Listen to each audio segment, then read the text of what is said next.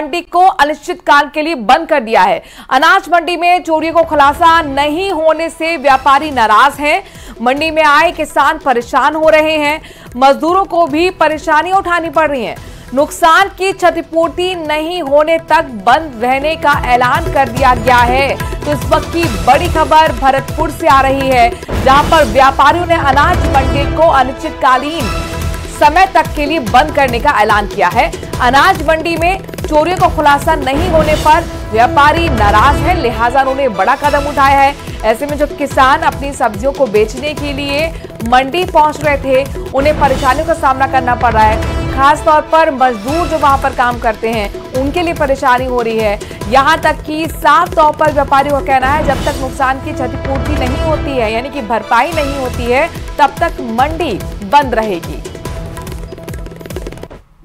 आज से 2.5 महीने पहले हमारी मंडी के चोरों के द्वारा रात्रि में 7 ताले तोड़े गए।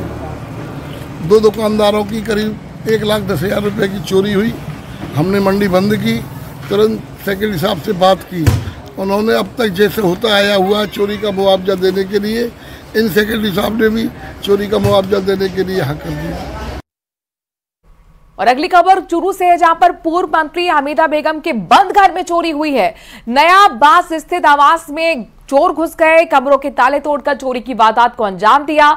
सूचना के बाद कोतवाली थाना पुलिस मौके पर पहुंची और साक्ष्य जुटाए गए।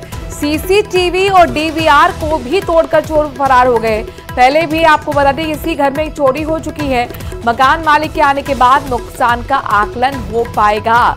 तो बड़ी खबर, पूर्व मंत्री के घर चोरी का मामला सामने आया है।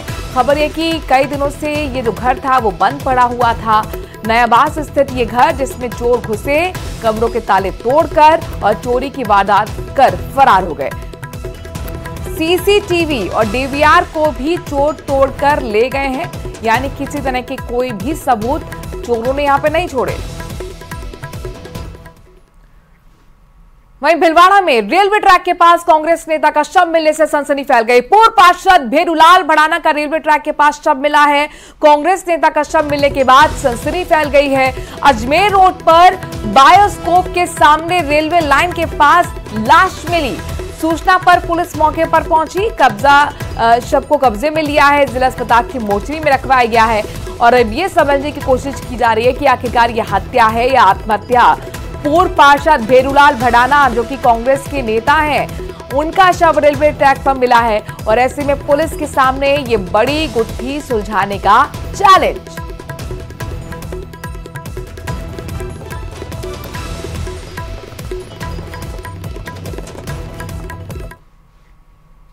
और बांसवाड़ा से बड़ी खबर है, जहां पर 3 तलाक का मामला सामने आया है। पति ने विदेश से ही मोबाइल पर पत्नी को मैसेज लिखकर तलाक कह दिया। 2015 को पीड़ित महिला का निकाह हुआ था। पीड़िता ने महिला थाने में केस दर्ज कराया है। पति सहित 6 के खिलाफ केस दर्ज कराया गया है। मारपीट, दहेज और प्रताड़ना सहित अन्य धाराओं में केस दर्ज कर लिया गया है।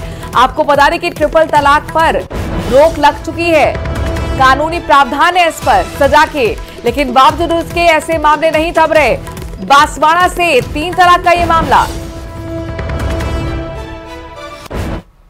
जी, ये कोतवाली क्षेत्र की रहने वाली एक महिला है, नबीपुरा की। उसने सास ससुर, जेठ जेठानी, देवर ससुराल वालों के खिलाफ दहेज प्रताड़ना का आरोप लगाया है। और उसका पति जो कुवैत में रहता है, उसने उसके ऊपर मोबाइल पे मैसेज किया था 3 तलाक का। तो हमने 498A में और धारा 3/4 में उस दहेज प्रताड़ना में मुस्लिम विवाह अधिनियम में केस दर्ज कर दिया है और अनुसंधान जारी है।